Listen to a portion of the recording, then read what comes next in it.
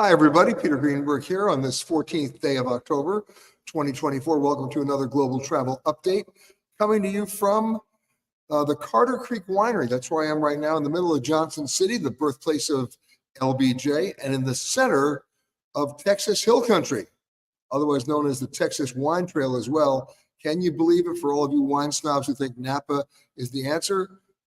64 separate wineries within a small radius of where I am right now, not to mention breweries, not to mention even great bourbon makers like Garrison Brothers, all within a small distance of the birthplace of our President Johnson. Amazing location here. Talk about pioneering enology. For those people who don't think wine grows in Texas, you might want to think again. In fact, here's a quiz for you. Which states in America don't make wine? Anybody want to guess? While we get to that, I can tell you the answer right now. It's changed. It's none of them. They all make wine, including one that was always never going to do it, North Dakota. They're even making some wine in Alaska. So amazing stuff going on out there, not to mention bourbon, which of course has had an explosion. And they're making amazing beer right here at the old 290 brewery. So no, I'm not drinking today. I'm joining you. And the words designated driver are very much on my mind. But forgetting that, let's get to the news. First and foremost, of course, the hurricane relief efforts still continuing for Helene, or Helene, depending on how you want to pronounce it, in North Carolina. Believe it or not, there's still people missing there. A number of children also missing. That parts of North Carolina are still cut off. Of course, Milton, I believe the death count is now over 30. And it wasn't as devastating as we thought it was going to be, but it was devastating enough. Remember, 3 million people without power and basic infrastructure. They need your help. Please go to our website, petergreenberg.com, for our comprehensive list of all the aid and relief organizations doing, with the boots on the ground right now, doing all that hard work. It starts with the Red Cross, but it doesn't end there.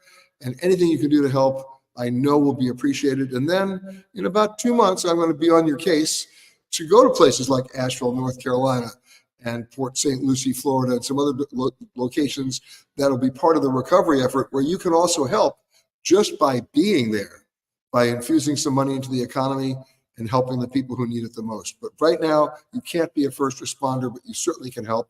So go to our website to find out all those resources where you can directly help the recovery efforts. So please do that. Also, we're talking about a lot of interesting news right now with Boeing again. You may have seen the news over the weekend that they basically eliminated 17,000 jobs. That's 1/10 of their workforce. As this strike continues, it's a game of chicken in which nobody's still blinking. And a lot of airlines right now are holding their breath because they still haven't gotten deliveries of their planes. It's a very interesting relationship now, because remember when we busted the FAA for allowing the airline manufacturers to inspect their own work? Well, that's not being done anymore. It's supposed to be done by the FAA. It was always supposed to be done by the FAA. They didn't have enough staff. They still don't have enough staff, which means there are a lot of planes sitting on parking lots up in Seattle and in South Carolina that aren't going anywhere because they haven't been inspected till the FAA can hire and train the people to do it. So we're still dealing with a huge backlog and a huge delay.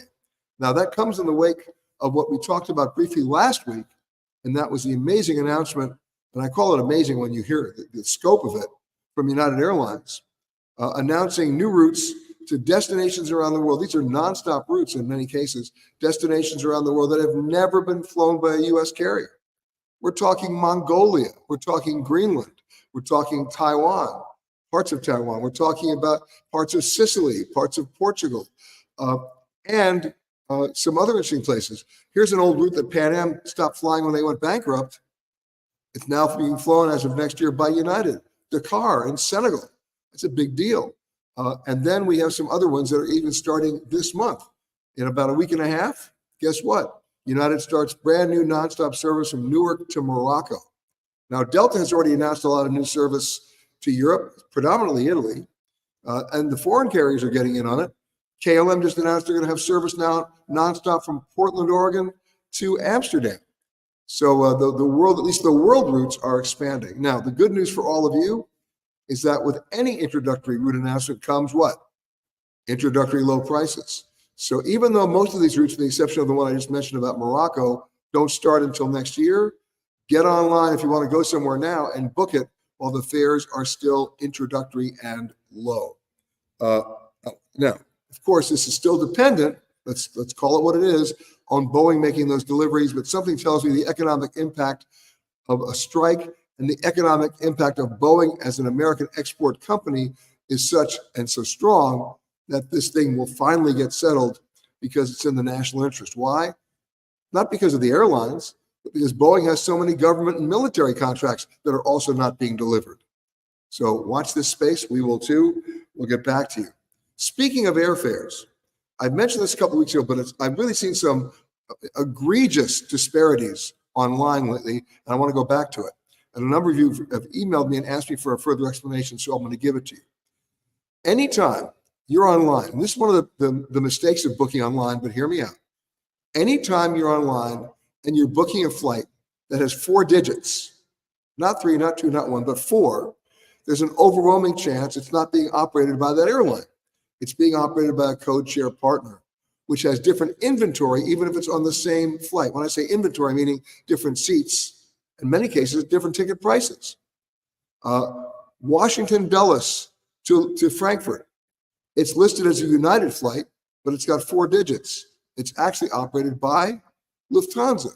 If you go online, you might see the first one posted as Lufthansa. Okay, and there's a fare on it. Okay, scroll down later on on your screen, and you'll see a United flight with 4 digits, which we now know is operated by Lufthansa, for a fare that's $400 more. It's the same flight. It's the same seat. It's just different numbers of seats available in the inventory of each airline. So you have to be very careful. Every time you see 4 digits, scroll down. You may find a much lower price on the exact same flight. It will also clear up the mystery as to where's the plane departing from, which terminal, right? Will also help you figure out your mileage. Not that you're ever going to be able to redeem it. That's another issue we'd like to talk about. But you know what I'm saying? The 4-digit codes of code sharing get crazy. I was at a departure gate the other day for American Airlines, and that one flight from LA to, I believe, Charlotte was listed as a Japan Airlines flight, a Royal Jordanian flight, a British Airways flight, and maybe 2 more. I think Finnair, all those One World Alliance flights, and American. What that means is that each one of those airlines is holding a certain number of seats on that plane, in many cases with different fare categories. So this is an opportunity for you to be a great comparison shopper. In many cases, an American Airlines flight might be sold out, but Finnair is holding 3 more seats and they haven't changed the prices. So you get to benefit from that. So make sure you continue to scroll down every time you see 4 digits on the flight number. Next week, with Halloween around the corner, we're going to talk about a boom in a different kind of travel and tourism regime, cemetery tourism. So stick with me on that. You'll see that next week. And also, speaking of prices, you know what I like to say. I didn't coin this phrase, by the way. Our good friend Scott McCartney from the Wall Street Journal did. He said, "Friends don't let friends fly basic economy." That's the other mistake you make when you go to online to book an airline fare, because the very first fare that comes up, especially for domestic flights, it may not always be disclosed, is that dreaded basic economy fare in which you have absolutely no rights. You have no right to a seat selection. You have no rights to bags. You have no rights to boarding groups. You have no right, in many cases, you have no rights to even earning mileage, which you can't redeem. You get the theme here, but the point is, for $30 more per segment, you can have a main cabin with a seat and have much more rights, including the right to cancel with at least a credit. Sometimes you don't even get refund rights. It's crazy. Friends don't let friends fly basic economy. Why am I saying that again today? Because guess what Delta Airlines is thinking of doing? Coming up with a new fare for basic economy business class. What the hell is that? You know what it is? It's an opportunity for Delta to generate more revenue, because if you're flying basic economy business class, you might be in business class, but you may be paying for bags. You may be paying for meals. You may be paying for everything. So watch this space, because remember, if Delta pulls it off and it begins to get them additional revenue, Will American and United be far behind? They will not. So remember about that. Also, we mentioned Hurricane Milton. One more thing, I would be remiss if not mentioning it. Stranger things have happened, but Wisconsin actually won their football game this past Saturday against Rutgers. They won it decisively. But the game that if you're a Wisconsin Badger and you didn't go to Ohio State, the one game you love to watch was the game in which Oregon beat Ohio State. I'm not a big Ohio State fan. Sorry. Ohio State lost. Ready for this? In the last seconds of the game, 32-31. Love it. We love that story. Sorry. I know if I'm angering people in Ohio, I apologize. Not really. Okay, now let's scroll down and say hello to a couple of people here before we go to some other videos. Hello to Jim and Harriet, as always, in Richmond, Virginia. Patrick's back home in Los Angeles. He's not on a ship. How'd that happen, Patrick? Sue is saying hi from Bellingham. Melanie's saying hi from Miami. Gail's saying from Pennsylvania, that critical state in the election. By the way, next week, I'm going to talk about something else. It's not a red issue. It's not a blue issue. There are a number of travel providers who are offering, you ready for this? Election rehab packages. If it's just too much for you, Republican, Democrat, Independent, doesn't matter, and you just can't deal with it anymore, they've got a getaway package for you to sort of give you some therapy in the wake of the election. So I'll get you that next week. Okay, here we go. Paul is saying hi from Ashland, Virginia. Matthew's saying, will Delta or United be offering flights to Budapest in 2025? So far, the answer is no. To their codeshare partners, of course, United can do that through Lufthansa, and of course, Delta can also do it through Air France and KLM. But I do believe, right now I don't think they're going to be doing a lot. It's all going to be through those secondary stops. All right. Here we are. Joy saying, going to Dubai, should you exchange your money in the States or wait till you get there? Should it be with your bank or credit union? Well, Joy, let me explain something. Most of the time, you don't need to exchange any foreign currency in the U.S. You're never going to get a beneficial exchange rate, number one, and you'd be paying a higher commission. Just take not only that, you won't need to spend much dollars. Everything's done by credit card. It's easier. Or by debit card. The one thing you should never do, though, is when you get to Dubai, or if you get to Dubuque, doesn't matter, never use your debit card as a form of credit or payment at a hotel, because they block charges on your room. And they'll block so many charges, that money comes out of your checking account, and it takes maybe 10 business days to get it back. Never use that for a hotel, okay? But if you have a credit card, check with your bank that doesn't have an excessive foreign transaction fee. That's the one you want to use. Same thing with your ATM card. If you do want to change money, you can do it at a local bank with their ATM, but check with your own bank to see if you have an ATM that at least rebates the fees for you or doesn't charge you a fee to use an outside ATM, okay? The one thing you didn't ask, but I'll mention it anyway, is traveler's checks. When was the last time you saw a traveler's check? There are some people who still travel with them. All that is an interest-free loan to folks like American Express. You don't need it. Credit card, ATM card, and if you want some security, make sure you pack an additional credit card in another location other than your primary wallet or purse, just in case, okay? Okay. Priya's watching me from Chicago. And by the way, the Bears won.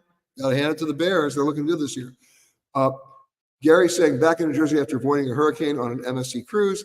Apparently the world's largest ship line did better rerouting the Royal Caribbean. Rerouting not possible for resorts. Well, look, in every contract of carriage that you sign with a cruise ship, they have the right, and they should have the right, to reroute the ship in the event of severe weather.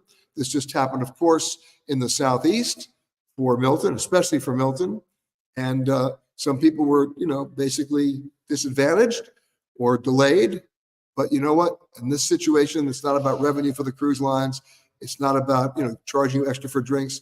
It's about safety, and they were right to do it. Okay. All right. Mary's saying, lesson for flight number, should we be looking for 3 digits rather than 4-digit numbers? Is it still best to book directly with the airline rather than third party? Well, let's go through this. Anytime, it's not better to book with 3 digits or 4 digits. I'm just telling you what to watch out for. If you see the 4 digit, you might end up getting a better fare. You just need to know who you're flying on and who's controlling those seats. That's all I'm saying, right? Because there is some fare disparity there that's pretty wild. And by the way, how wild is it? I've seen it between $400 and $800 on the same flight for the same seat in coach. So that's what I'm thinking. Now, your second question is it still best to book directly with the airline rather than third party? I'll go beyond that. I look at the internet as an opportunity to research, not necessarily as an opportunity to buy. Why wouldn't you use a travel advisor or a travel agent? Because they have access to things you're not seeing on your screen. Remember, what you're seeing on your screen is not all the inventory. It's the inventory that OTA, that online travel agency, has been given by the airline. So anytime you look at the screen and you see only 3 seats left, or if you're booking a hotel, only 2 rooms left, more or less that's a lie. What they're really telling you is there are only 3 seats left in the allotment they were given. That's not helpful to you. So research online, you know what? Talk to a human being. It's not a bad idea. All right. Patrick said, I recently visited the Titanic Cemetery in Halifax. By the way, did you go to the Halifax Museum there too? Great stuff in there. Not just about the Titanic, but about the most amazing and terrifying explosion, almost in maritime history, which happened in Halifax. And I'm not going to tell you anything more. You can always go up and Google it, but you need to go see it as it's depicted in that museum in Halifax. I love Halifax. I'm glad you had a chance to go. Okay, Gary says sometimes Delta business is cheaper than their premium economy because some companies don't allow their employees to book business. You know what? There's so many fare discrepancies, which is why you look online. You don't necessarily book online, but you can basically comparison shop. Okay. Colleen says hello from San Francisco, the coziest city in the U.S. according to Travel and Leisure. Oh, stop! Just stop. Every city is cozy. You know why? Here's why every city is cozy. It all depends who you cozy up with, right? That's my answer. She says, although in the same survey, they rank Brussels as the coziest city in the world. Brussels? Okay, look. You know what Brussels is for me? The best chocolate, the best French fries, and the best beer. And with enough beer, chocolate, and French fries, you'll just cozy up with yourself. Who cares? Okay. Those surveys are meaningless, by the way. Sandy's saying hi from Charlotte. Sue's saying, how does the airfare look for 2025? Price is going to go up? They will, but not for a while. Prices are coming down with the exception of Thanksgiving. So let's talk about that. If you've not made your Thanksgiving travel plans, be aware of something. You're within a 54-day window now. So every day that you don't make your plans, those airfares will go up about 4%. Okay? Christmas is another animal because people can stagger their departures and stagger their returns. It's not as severe in terms of price increases. With the exception of those 2 holidays, airfares are not going up, folks. They're coming down. They're coming down because of this election insecurity, which happens every 4 years. And they're coming down because people got their credit card bills in September for what they did for the first 9 months of 2024. And it wasn't pretty at 26% interest. And they said, you know what, I'm going to defer my travel till next year. Law of supply and demand, airfares down. And they will stay down probably until the end of March or early April. Now, there will be some exceptions on some routes if there's a big event like the Super Bowl, but you know what I'm saying. In general, prices are coming down. Okay. Sid says, I noticed that Apple AirTags and Samsung Smart Apps use lithium batteries, yet the airlines don't want you to put lithium batteries in checked bags. Can you use these without having an issue? The answer is yes, you can. The actual electricity being used by those Apple AirTag lithium batteries is so small, they pose no hazard. What they're more worried about is lithium-ion batteries in other equipment. And for that matter, remember, here's the crazy part, even lithium-ion batteries in your laptops. We've had laptop fires on planes, in cabins, and they're very difficult fires to put out. What they don't want you to do under any circumstances, with the exception maybe of the AirTags, is check in anything that's got a lithium-ion battery that's more than like that little bitty one that you're using for your Apple AirTag. Hello from Twin Lin, okay? And Paul's saying, when is the best time of the year to visit Southeast Asia, Thailand, Vietnam, Cambodia, Malaysia, etc.? It's coming up. Anytime between, let's say, December 10th and February 10th, It's still hot over there, but the weather is phenomenal. Right? The sweet time for me to go to Thailand, to Bangkok, is between, let's say, Christmas and the end of January, sometime in there. It's really that good. Debbie's saying hello from Boynton Beach. Mr. Raymond Bixon is calling from Raymond, Connie, Burgett. You forgot the other Bixonettes from the South Jersey Shore. Hello, guys. Diane saying, hello, Peter. My first time catching this live. Well, here I am. Okay. Okay. Let's see what we have here. Debbie saying, sad NCL changed most of my ports out of a Lisbon cruise in November. Did they just change those ports? And how many ports did they change, Debbie?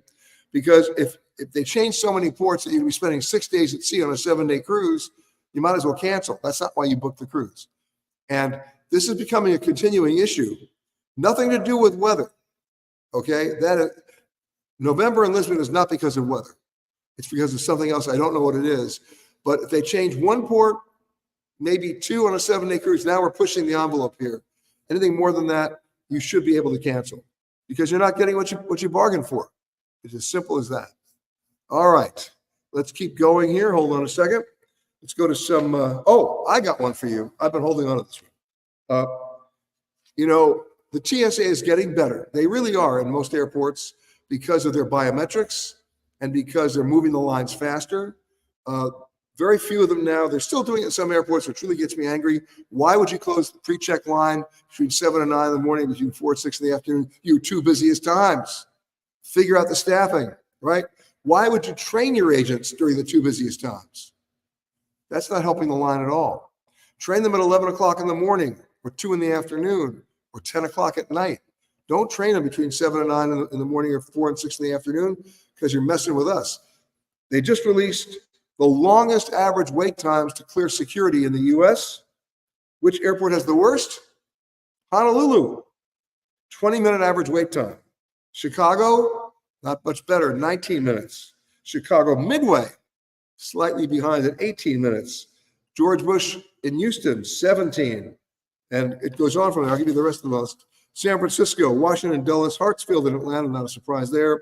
Orlando, which is even crazier, and Logan, all more than 13-minute wait times. Okay, who's got the shortest wait time? You got to love this. It's my alternate airport in Washington. It's Baltimore, 5.1 minutes. You got to love it. Detroit, they're doing a great job, 7 minutes. Phoenix, 7 minutes. Philadelphia, then it starts getting up to 9 minutes, and then it's over 10 minutes for everybody else. But anyway, I wanted to share that with you. And let's go, if we can here, I'm going to pull this over here so I have it. Let's go here to the questions that you sent in. And by the way, you can always send them in to me at petergreenberg.com or peter@petergreenberg.com. Here they are. Hold on a second. We're pulling them up. Okay, Maria says, I've heard a lot of people don't like Paris. Why do you think this is? You're asking the wrong person. I love Paris. I don't love Paris in July and August because there are too many Americans there. And that's what gives the Parisians a bad name because we tend to be, I know I'm generalizing, a little culturally insensitive, a little language deficient, but any other time of the year, I never have a problem in Paris, and you shouldn't either. In fact, I remember what Audrey Hepburn said, Paris is always a good idea. She's right. Okay, Sam, when will it be safe to visit Ukraine? Not in the near future. Nothing's being resolved. More weapons and weapon systems are going over there. We're going to have to wait to see what happens at the end of this election. Russia's waiting to see who gets elected. I guarantee you that. I'm not picking sides here. I'm just giving you a report. And between now and Inauguration Day, we'll have a pretty good idea of how Russia wants to continue to prosecute this war and how Ukraine can defend it. So right now, the answer is you're not going. Okay. Dee says, do I have any hidden gem recommendations for Albania? I do. How many people have ever here been to Albania? That would be me. I hope some of you got a chance to go. I first went to Albania 30 years ago. 30 years ago when the dictator, the Soviet dictator Hoxha, had finally been toppled. It was the wildest time to be there. Imagine this, the very first day, I was in Tirana, the capital. They were having a celebration. You know what they were celebrating? The installation of the country's first traffic light. Now, the distance from the airport to Tirana by car should be about 14 minutes. Back then it was 2 hours because everything was by ox cart. It was the Middle Ages. But it was extremely inexpensive. The people are phenomenal. And the seacoast there, unbelievable. And at that point, undeveloped. Now you've got some great resorts in there. They've managed it properly. It's not overrun. And the food has gotten about 100 times better. When I was there, a bottle of wine at the best restaurant in town was $2, and it was not $2 chuck. It was terrible. Not anymore. They've really come into the world now, and they've got better air service. They've got a much better airport and a much better infrastructure.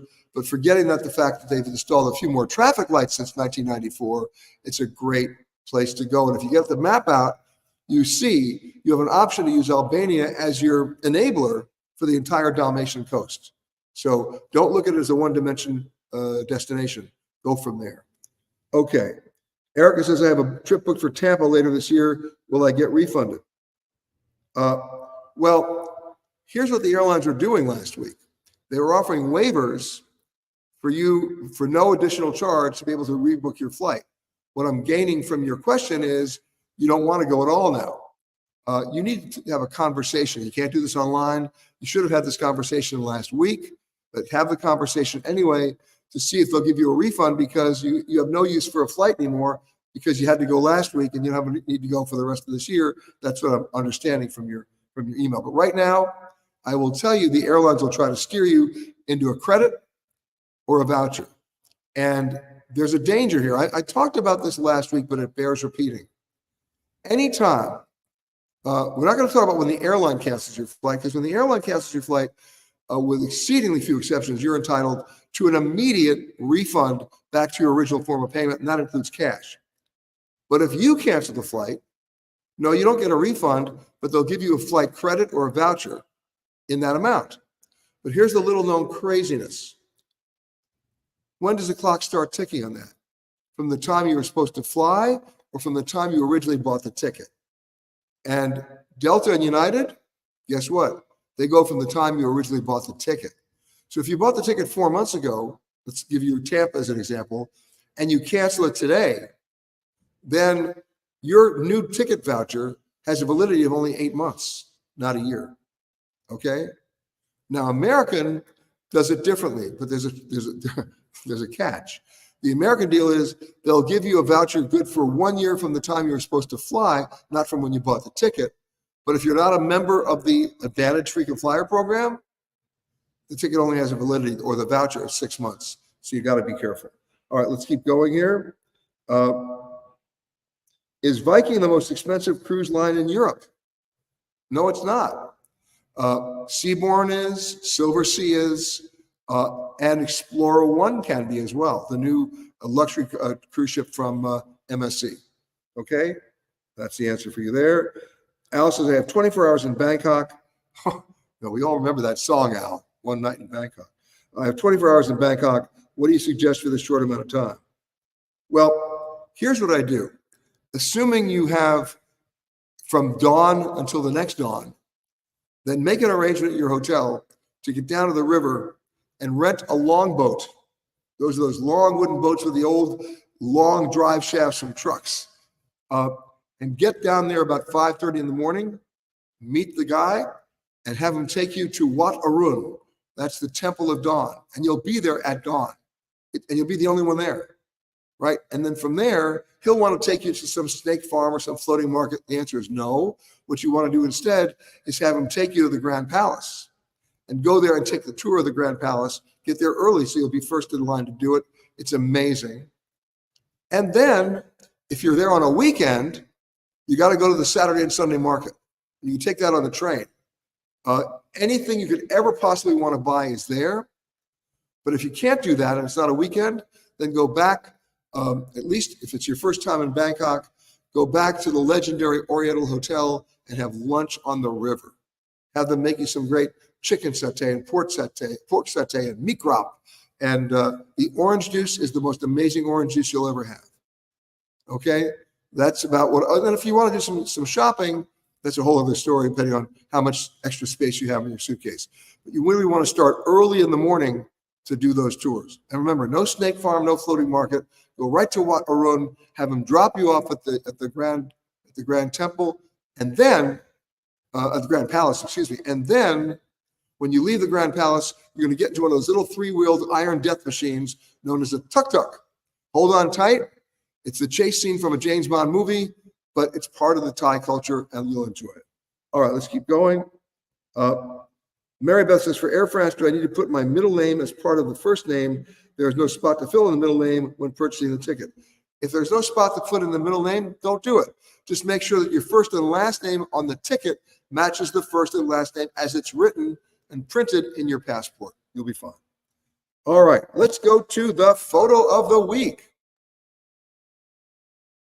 This is a cool photo, and congratulations to Lynn Lake, and she writes, Monsieur Rose is leaving Quebec, designed by the French artist Philippe Catherine. These whimsical balloon structures were placed throughout Quebec. This is one on the rooftop of Old Quebec City, next to the funicular, and the exhibit, of course, is ending next week. I love fun stuff like that. Anything that can make me laugh, that basically says, by the way, the people in the city have a sense of humor, is good for me. So, Lynn, congratulations on that photo. Let's see where he pops up next. And if you think you've got a photo that qualifies as the photo of the week, you know what to do. Just email it to photocontest@petergreenberg.com. And if we agree with you that it belongs up there next to Lynn's, then that's where it's going to go. A couple of housekeeping notes before we say goodbye. Of course, Hidden Mississippi is airing now on many PBS stations, and it will be soon airing on Amazon, Apple TV, and YouTube. And coming up next month, our next in the series of Hidden Louisiana. And for those of you who wonder if Elvis has left the building, check this out. Coming soon on PBS, Hidden Louisiana. And we'll learn where Elvis really did leave the building for the very first time. The guy that brings the most people to this building is this young kid from Memphis named Elvis Presley. Never heard of him. Elvis did a full year of performances in this auditorium. But when it was time to move on, in December of 1956, his final hayride show was broadcast from the nearby Hearst Coliseum. He came back to do one last hayride show, and he blew the roof off of that building. And Elvis finishes his act, and he immediately leaves the stage to get away from the mobs. The announcer, Horace Logan, uttered this immortal line. Elvis has left the building. It's just one of the most commonly known phrases in American lexicon, and a lot of people don't know that phrase was born right here in Shreveport, Louisiana. Just part of what you'll see on Hidden Louisiana.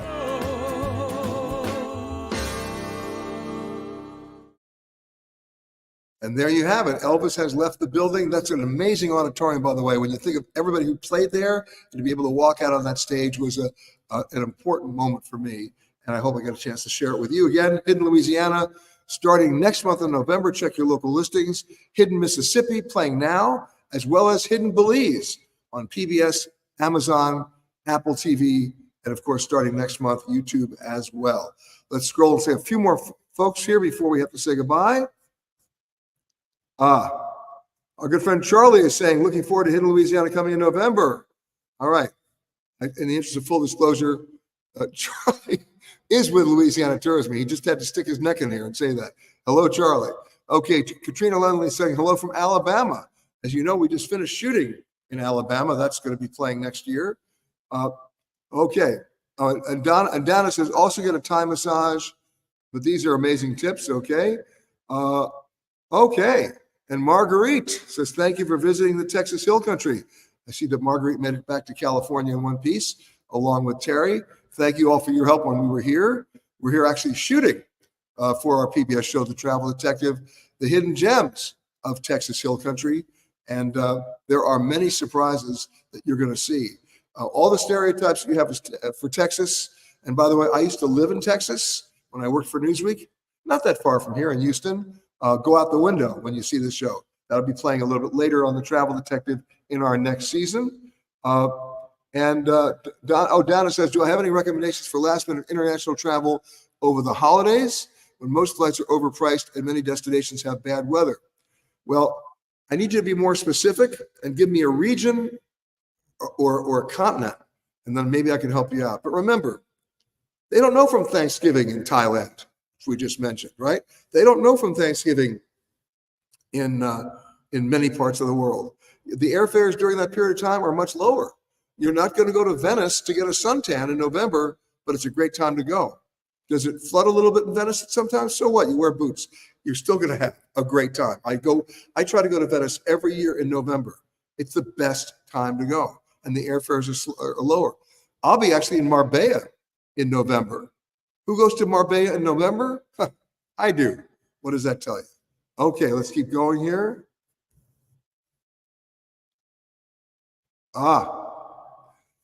Thank you, Raymond, for those nice words.